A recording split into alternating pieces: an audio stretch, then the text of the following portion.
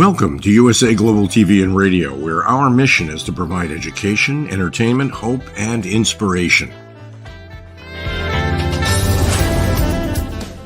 USA Global TV and Radio connects you with experts and audiences all around the world every single day to help you succeed in business and to live a richer life.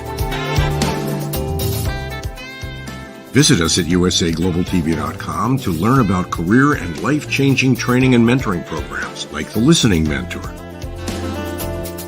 Subscribe to our newsletter to stay informed about our special programs and offers. Discover how you can become a guest on one of our shows or a host or producer of a USA Global TV and Radio show of your very own. That's USA Global TV and Radio, where the doctor is always in.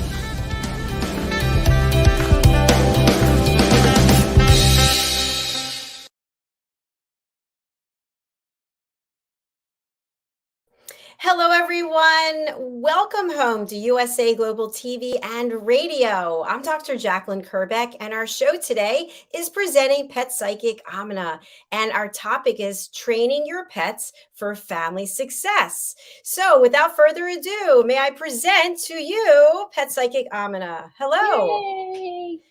Yay. I don't know what's going on with my scarf, by the way. It's really messed up. Just going to tie it. Anyway. It looks lovely. Thank you. How are you doing today on this Friday? I call it Friday. Yeah. With your work schedule, I would say so. I would say so. You know what? I get asked by family and friends that don't live in California, or a couple of them not in the country. If some of you know, my daughter is still abroad. And that's how her pandemic went. She got stuck abroad. So she and everybody said, "Wow, how's the weather?" Sunny. But it was raining, though. You did have rain. It did rain. It did rain. And so our hills, I live in a really hilly area, and which is ironic because I live in a valley, and I'm on one of the hills because there's like two in the entire valley. But you just love how the flowers are coming out and the trees are healing, and from the dropping their leaves, and healing is as a plus, not that they had an injury. It is their natural molting. If you want to talk, like dogs shed a lot, so do cats, and that's why it's really good to brush them. I wouldn't recommend brushing the trees, but let's brush the pets. Speaking of trees, I never thought to ask you, just popped in my head. I have an orchid. Someone gave me an orchid for my birthday, and it goes like this, and Right. Two of the things have already fallen off. But I'd love to go get it and see if you have any suggestions for how to get it to thrive. Orchids are super difficult in the fact that they need a tropical, which you have, environment, but not in the house. So you're in the house. If you want to put it outside, and a lot of people do that with bulbs that they get, like tulips and things that come in bulbs, and they get them as a gift as a bouquet or something like that. In your area, you could put yours outside, and it might thrive. It needs special soil. You'll need to look up what type that specific species needs. I'm no orchid expert, but what a lot of people don't know, and I think you've implied that you do, that it will die back and come back the next year. Yes, so I did read that. Find it a comfy shelf. The only thing I'm wondering is, because we just had a lot of rain, but it's been very, very dry. And if I put it outside, then I guess I still have to water it. This is where you need to read up from the experts and Google it. I will never say I'm an orchid expert. I haven't had enough experience with them. I'm the half-dead plant expert. That's me too. I have the Charlie Brown tree across from me here, and if you've watched our show, I talk about how I've had him since he was just this big, and my kid's almost the same size, and he has a leaf issue, meaning there's not a lot of leaves, and then there's none, and then there's a couple, and then there's none. And I love him to death because he's quirky. So you have to find out what your plant needs. Okay. What is, if they were in their natural habitat, then you need to get and there's these wonderful sites online that you can Google, and they will have gardening for bulbs, gardening for daisies, gardening for hibiscus, and gardening for vegetables. It's all different. What they pH they need, what exposure to sun they need, and what a lot of people don't do is let those bulbs go dormant. I mean, you have a pot with dirt on Right, it, right. and then you wait 6 months, 3 months, for a long time, and then it comes back. Some people will put different things with it that flower all year long, but that's again a research thing because you can't put everything together. You Okay. can't have everything.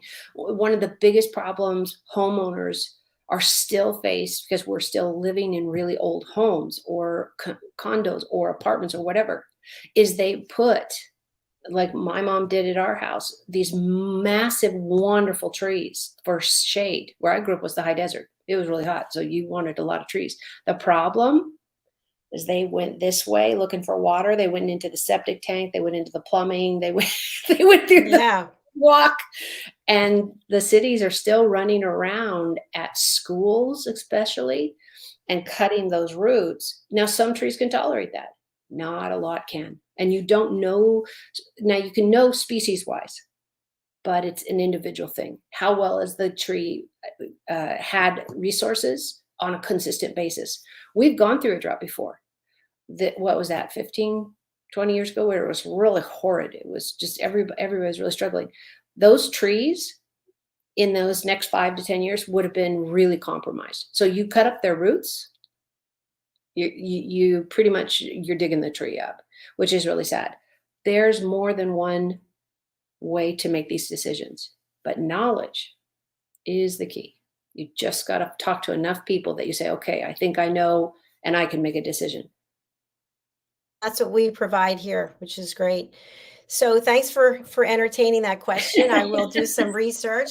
What about training your pets for family success? What do we need to know here? You, first and foremost, this is first and foremost.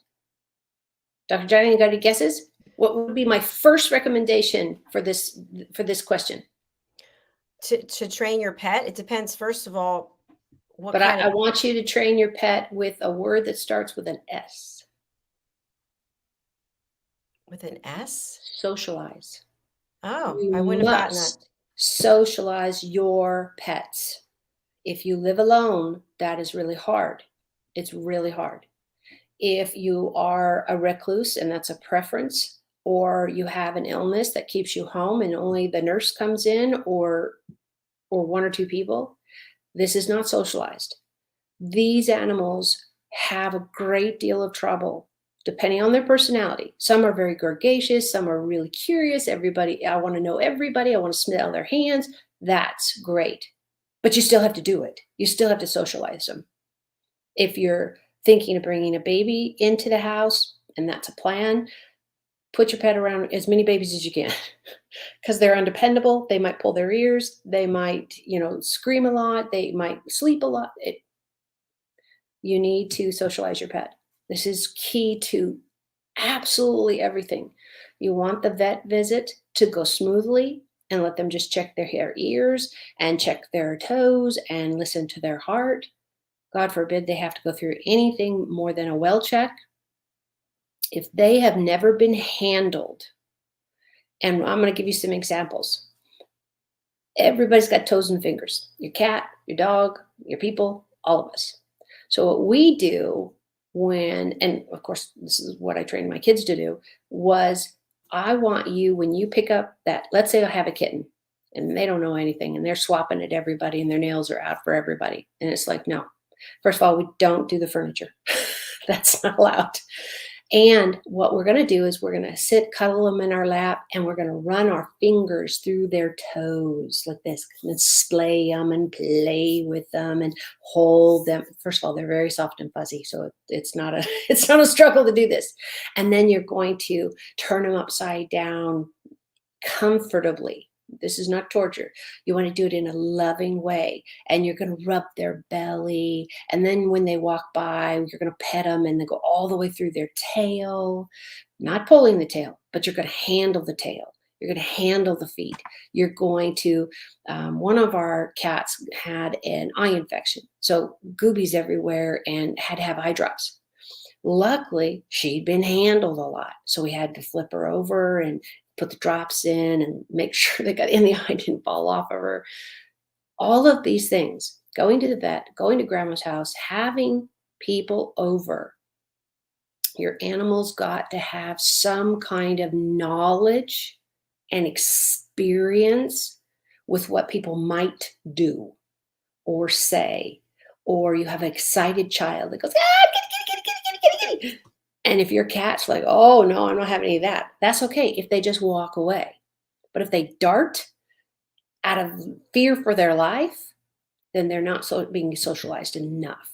They're not having exposure to that.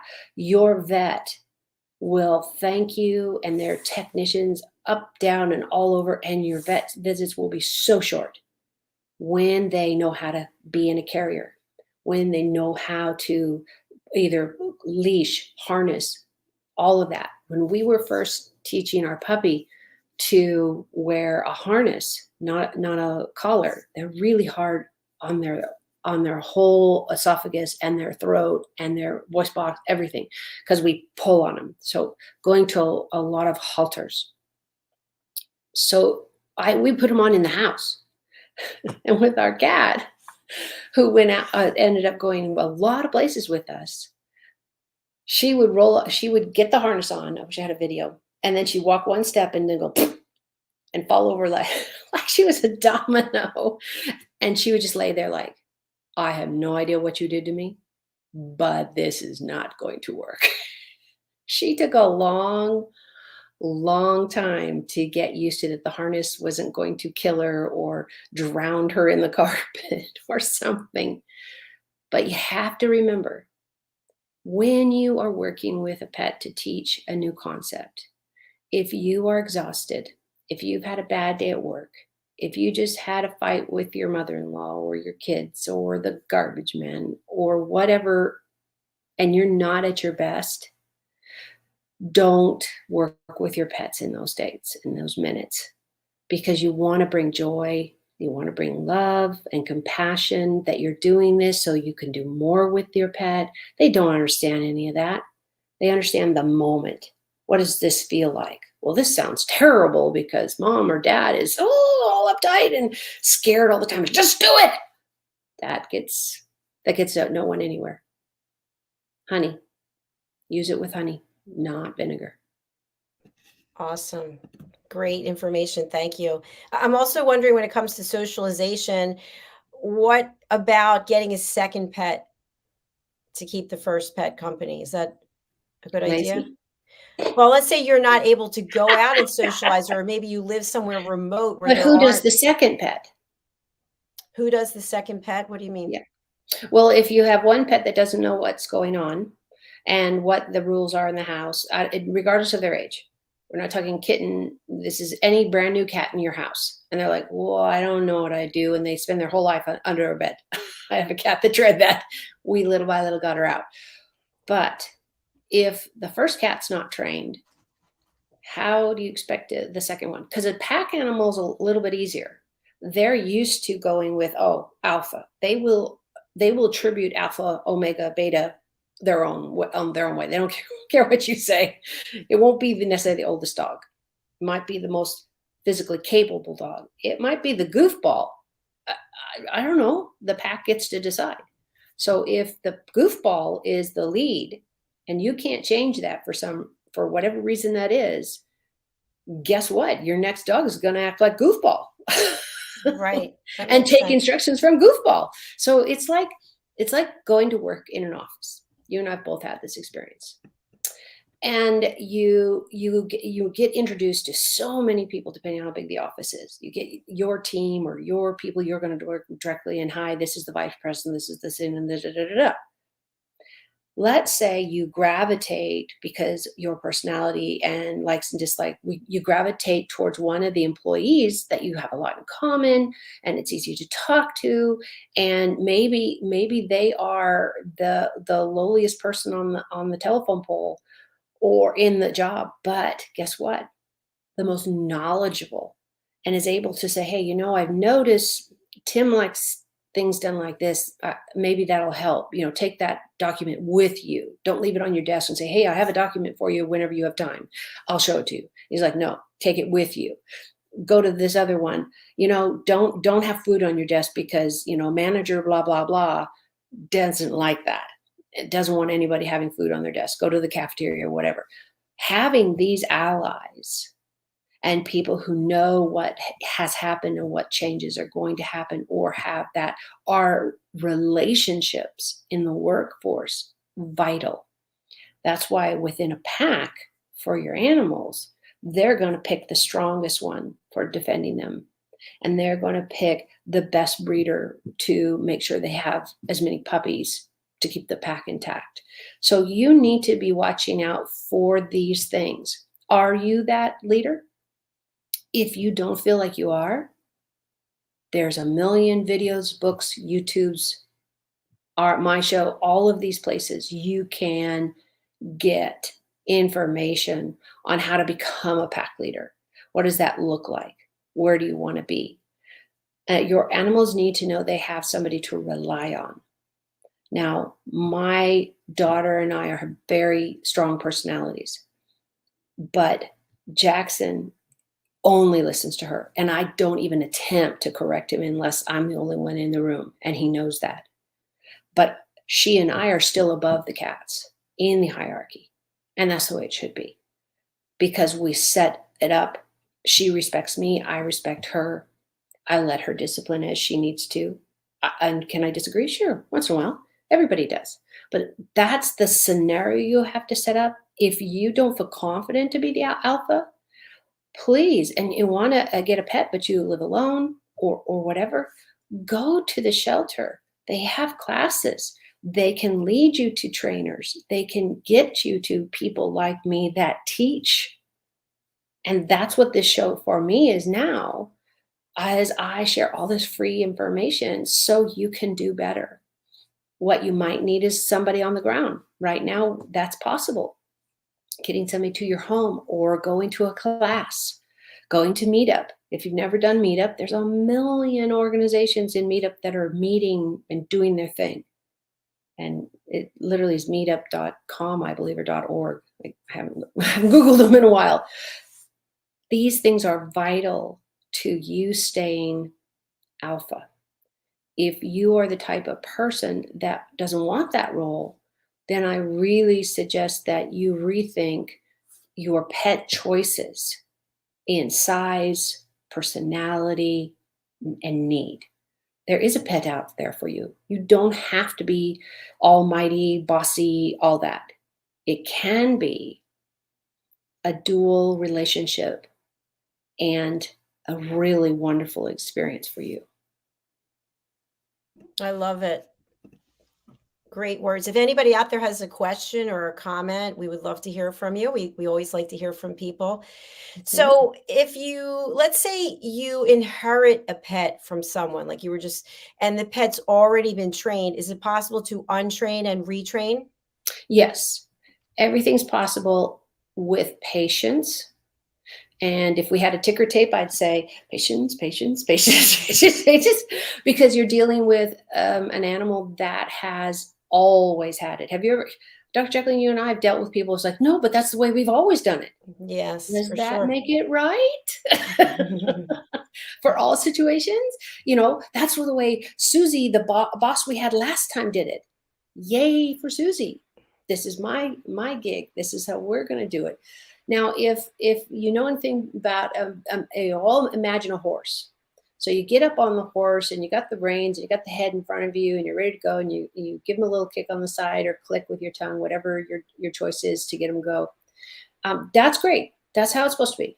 But if you're the one who gets up on the horse and his butt's in front of you, yeah, there's the line. And I'm just trying to give you a visual funny that says some things are really written in cement. You don't get to ride the horse backwards. It just doesn't work because they'll stand around going, what? And they will take off without you because your feet won't be in the stirrups. You won't have the reins. unless you wrapped them around and they're that long. But pulling his tail is really low and you're already halfway off his butt anyway, so you must hit the ground. Just Yeah. go with love. Go with patience for yourself. Go with patience for yourself. You can read all the books, and there's a million wonderful trainers online. If you want to look into Cesar Millan does dogs, and he has an entire show now. I remember when he first started going door to door, going house to house. It was very fun to watch him. And he is such a great advocate for people in their relationship with their pets, dogs specifically. He does dog. Jackson Galaxy is the cat guy. If you have a cat issue, get on one of his videos. He has been doing it for years, and he's very passionate about animals and cats. There are resources. You have my videos. You have our website. You have Facebook. That's what I do on Facebook. I share the funny. I share the educational. I want you to understand. Some people don't understand chipping their pet. Let me use that as an example. They are having some little micro thing going in their pet. Oh, people are tracking me. No, that's not how that works. It is so vital. So vital. If your pet has any access to the outdoors, for like dogs, you're on a walk. They have access to outdoors. A cat, if he's in and out, she's in and out, they have access to outdoors. I can't tell you how many times people come to me and say, I've lost my pet. It's the hardest thing I do. It's the hardest thing because I have a really hard time getting everybody's emotions down low enough where I can see what's going on. Because I'm an empath, I'm still learning and still struggling with trying to get the emotions away from the facts. They're like super glued together in these stressful times. But guess what a microchip does? Finds your pet. If the sheriff picks them up, if the shelter picks them up, the first thing they're going to do is run this little round thing over their back. It's usually between the shoulder blades. And whatever you end up paying for it, if it's $25, if it's free from your vet with a vet appointment, if it's $75, the day your pet goes missing, you will kill yourself over, why didn't I get to that? I'm just telling you from experience. We've had cats walk away. We've had, I've never lost a dog. Shepherds are pretty easy to see and most people bring them back. But if Jake had gotten lost, he was trained as a therapy animal. He went to convalescent homes with me. He was amazing. And I rescued him after he was dumped in a backyard. So his microchip was amazing to have. And I'm lucky that the breeder put it in, and then we were able to track down the information and change it into my name. So that is possible. I think that's important that people realize that there are things that we can do proactively for creating a safe environment for our family members with fur. Exactly. And look at the title of today that you've given us, Training Your Pets for Family Success. I would like to caveat and add in parentheses, everybody imagine this, training your people for family success with your pets. Because really it's about us. If you don't take your pet to the vet, well, they're not going to drive there and go or run down the street to see vet Bob. Maybe they love them. There are relationships where vets are really close to their patients, furry or otherwise.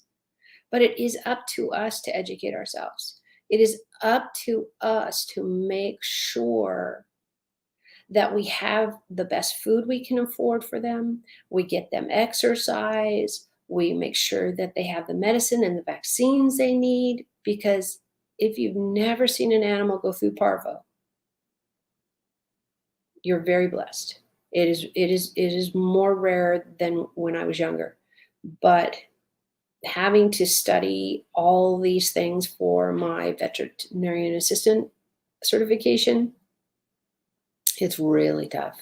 It's really tough. I can handle a necropsy better, and that's an autopsy for an animal, than I can some of these illnesses, because a necropsy is when the animal has already passed and we're looking to learn what happened, what is it, what the disease is. So as a science major, yeah, I dissected a few frogs, not a cat or a dog. That was not something they put us through, but we did a lot of research and did a lot of work in clinic. So don't put your pets through that. Please, please, please. Today's the day.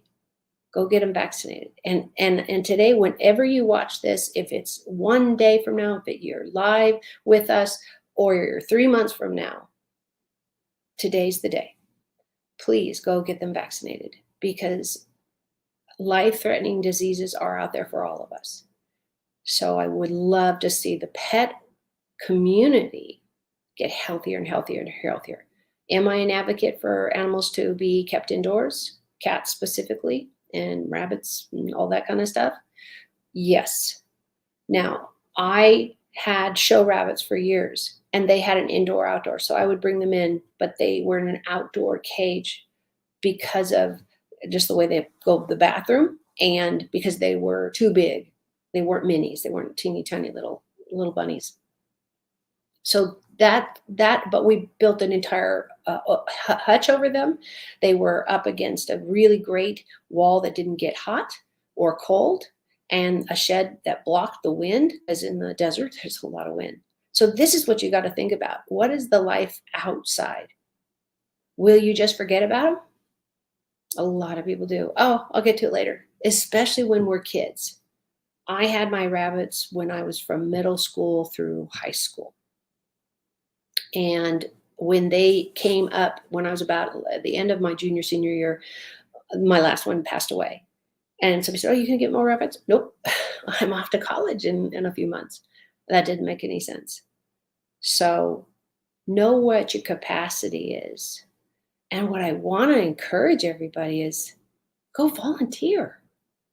You can hug all the free cats and dogs. Yes, you'll need to clean a few cages and help them feed or help them at the office. You'll learn so much before you get your own pet.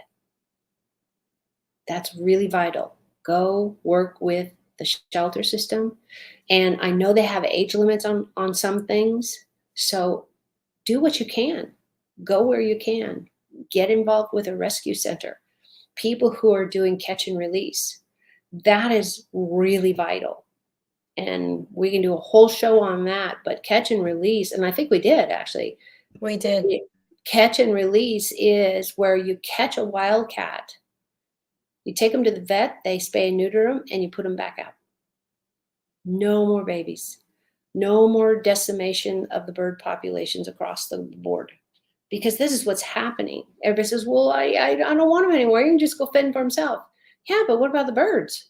What about the lizards? What about the ecosystem? You've just thrown a cat out there who's never taken care of possibly himself or herself for her whole life. So these things are part of responsibility and loving your pet. We don't need more puppies. We don't need more designer cats and dogs or cute ones. We have lots of them. Just walk a shelter just once and see just how many, and you can go back all the time. I used to go to the shelters all the time just because I didn't have pets yet and wanted to be a part of being around them and petting them and all that type of stuff. So there are avenues for you. Yeah, great points as always. Thank you. I'm also thinking to myself, we've talked about this before, that if you have young children, you could get them involved in the process of training the pets. Is this a good idea? Absolutely. You hit the nail on the head. Absolutely. If you want your child not to climb on the countertops, but they catch you doing it, it's not a really good lesson. So while you're training your newest cat or introducing the family to a new pet of any kind, hamster, lizard, dog, horse, cow, whatever your thing is, whatever pet you're bringing in, the whole family needs to be involved. If you have a baby under a year old, under 2 years old, then they're with you all the time. And don't be surprised how much they pick up, because that's how babies learn language, by hearing you talk. That's how they see how people behave. That's when they find out how to manage their anxiety. And when people, oh, I'm going to just let them cry to sleep. Well, there's a whole pro and con on that. And we're not talking human babies at this point, but realize that the more you involved your human babies and all of the age groups, you're teaching compassion. You're teaching love of a species. You're teaching acceptance that your cat cannot bark. I don't care how much you try to train it. I'm sure somebody has figured out how to make a cat bark, but it's a way their throat's put together. But what pets all do is ears. If you really want to know if something's up with the cat, watch his ears. Because even laying down sleeping, they will do the ears, and the ears will go this way. I can't wiggle my ears for my life. So they will tip it. And then guess what? They'll just go back to sleep when they figured out, oh, it's nothing, or it's past and it's done. How about dogs? Yeah. I'm sorry, what do they do when they detect something? For the dogs, it's going to be, so for example, when I started out, I'm wearing earbuds because I have a jackhammer going off less than a block away from my house at this time. So let's say something happens with your child or your pet. So like I have Rin, and she's very skittish, and she's that way with us. She's like, no, I don't want to be a pet now. Yes, I do. No. Yes, I do. No. So we let her go do what makes her comfortable. Hide in the bed. She loves to get under my quilt. You know how much hair is on my sheet to my quilt? A lot. A long-haired cat. And luckily, I always beg her, not under the flat, the blanket that goes between the shade. I said, that's okay. Muck up the quilt. I got it on clearance, and it's orange, and I don't care for orange, but it's very comfortable. But she mucks up. So know your animal. They are not going to get a lot of the cues. And sorry, Dr. Jacalyn, I'm getting off on a tirade, and I don't want to. Tell me your question again. I really want to stay on topic. About children. So getting children involved in the training, you were saying yes. It is absolutely vital that they see you practice what you preach. And that's true across the board. If you say, don't litter, it's bad. And then they see you drop litter, not on accident. That's the whole thing. We've all put our hands in a pocket and the gum wrapper fell out. Hopefully somebody behind us saw it and picked it up. I'm talking about you just took your good old, cup or something and went, threw it on the floor and went, somebody will pick it up. That is not the lesson we need. Same with pets. And the nice thing is, when you take lead in the beginning, before your children take over or take the responsibility as you see fit, have them feed them. Animals will really, really love the kids when meals come from them. And all they have to do is maybe for the little ones, you just give them a little bowl of dry food, cat or dog, litter, whatever you're feeding, and have them put it in the dish. It makes them a part of the pet's existence, and they are part of the pack. Even if it's a cat, you could be a part of the pack. And that animal has that good relationship. If you make things understood by a person that it has value, I will bet you hundreds of dollars that there will be less abuse, less abandonment, less whatever another negative issue you want to put in there or challenge, because they became valuable lives. They became family members. And that's what a pet should be. Even the goldfish. There's some movie, some guy carried around a goldfish. I can't think of what it is. But they all are there because we created them from a pet store or from a catalog or wherever you got it. Don't take it out of the wild. That's illegal. So don't do that. Even the beetles and the ants have a right to be there. You can just say, hey, could you just go a little to the left or a little to the right? And you can encourage them with that for lots of things.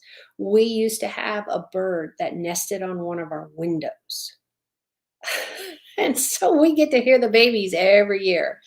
But then we got another cat and they all hang out in the window and the bird went, oh yeah, I'm not staying. I don't trust that glass see-through stuff, because they don't have a concept of glass. That's why so many birds get killed every year. And we had that show about putting things on. And I really want to thank so much the people that are following me on social media. I got such a great outpouring of information sent to them, and them replying that they really, really loved the creativity they could do and the ease of that. So that's what I'm doing now with this topic, is saying involve your children. They must be a part of the training. If they pull the pet's ear and the pet bites them and you want to put them down for that, that's not fair. The dog never had a chance. If it was always supposed to obey even a 2-year-old or a 10-year-old or whatever. We don't have our stuff together. Humans, I don't care really how old you are, but especially a child. So you can't turn around and say, oh, I told you that. Yeah, you did. But children should always be supervised with pets. Always. Always, always, always. Because you don't know, for example, what happens if I sit on my cat's tail and the cushions are really hard? So I heard him and he go, ah, and the cat hisses at me. Well, a child will get scared and cry and say, the cat hit me, cat scratched me. And maybe they didn't get that far. Maybe they did. But you don't have the information of why the cat felt threatened. So let's keep everybody healthy and happy by making sure your pet's nails are trimmed. Get it by a groomer, get it by yourself, whatever you're capable of, and that they have enough socialization before you introduce that new baby. Hopefully your dog has been with you for 5 years or 2 years or 16 weeks. Anything's longer than you got the dog and the baby at the same time. I promise you one of those is going back to the shelter, because it's really overwhelming. And sometimes that happens with the best pet on the planet you didn't know you needed. And I've rescued a few of those going, oh my God, I have enough pets. I promise I have enough pets. And then we got, Emma. We never saw that coming. And Emma's our latest cat. And her family couldn't take care of her. So we said, oh, we'll take care of her till she gets adopted. Now it's like, oh yeah, you're not going anywhere. Because that was 1.5 years ago. Think about what's best for your family. Go to the shelters as a family. Pet the puppies. Go and be involved in dog fairs. Go and be involved with anybody, your neighbor or your friends that have pets. Watch your children. Have them tell you how many times a day you have to feed them. If they're dogs, how many times a day do you have to take them outside to go to the bathroom? I did have a client that let their dog out in the backyard, just open the back door because it was all fenced.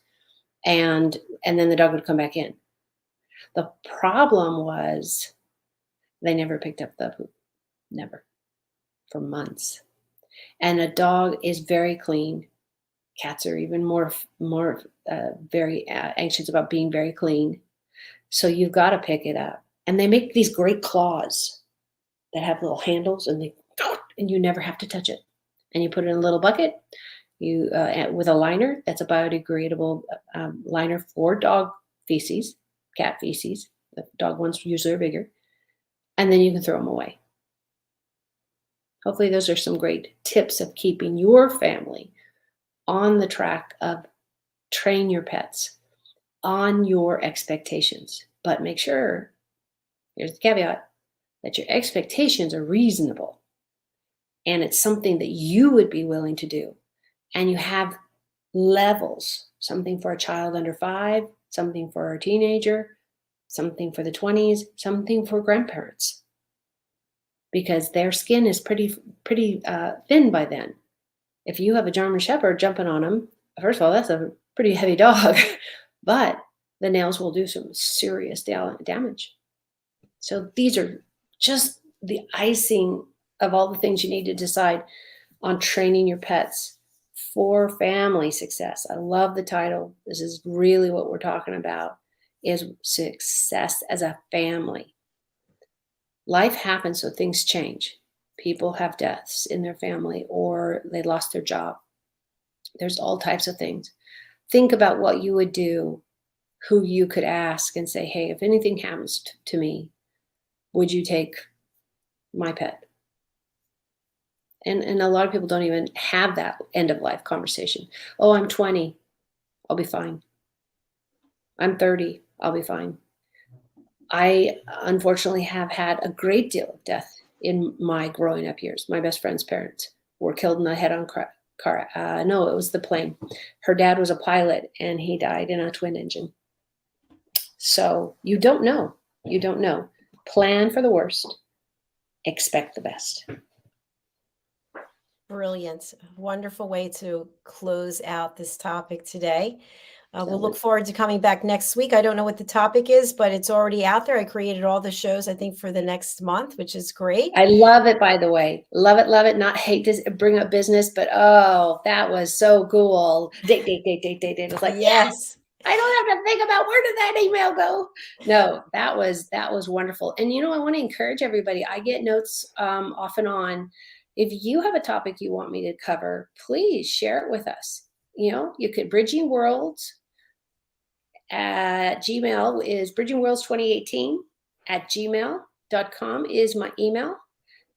Or you can write me on Facebook or wherever. I'm really, really fortunate to have, and I'm sorry to take this minute, but you have to hear that a client of mine didn't reach out to me personally. It was our feed. We were all on this feed, and was talking about that he had adopted the neighbor's dog when they moved away. And now this is 6 months later, 10 months later, and they want to come visit. So very dicey, because the worry from him is, well, do I do it or not? This is the $100 question for so many people who take on somebody else's pets. Oh, I just want to visit. And then it implodes in their face because you have trained and love this pet in a positive way. So he no longer poops on the living room floor and he never scratches a hole in the thing. And they see this perfect dog and they're like, oh, I changed my mind. I want it back. So just giving him that insight of saying, tread lightly. If you'd go by your heart for sure, but have some ground rules. Have some ground rules on where, because they were neighbors, so they already knew where he lived. That wasn't something you could, because I would have gone to a neutral ground, gone to a park, gone to somewhere neutral, and set the expectations on, because he's truly bonded with this dog. This is almost 12 months later after they had left. And so what they saw was a very obedient, loving, easygoing dog. It's worth the effort, guys. It's really worth the effort. But if you do have to rehouse, please be gentle on yourself. You're doing what's best for the pet. Hopefully. I love that. Thank you. And thank you for anyone who's watching or listening and joining us each week. You can always find our shows on our YouTube channel, USA Global TV. We will be replaying this particular show 3 more times this evening and tomorrow and Sunday. So you can always watch it on all of the platforms. So we're just happy to have you here, AMINAH, providing all this valuable information. And you can find more on my Facebook. So join us anytime. All right. Thank you so much. Have a great one. Everybody have a great weekend, whether it's a Friday for you or a Saturday, depending where you're watching in the world. And we'll look forward to seeing you next week. Bye for now. Bye.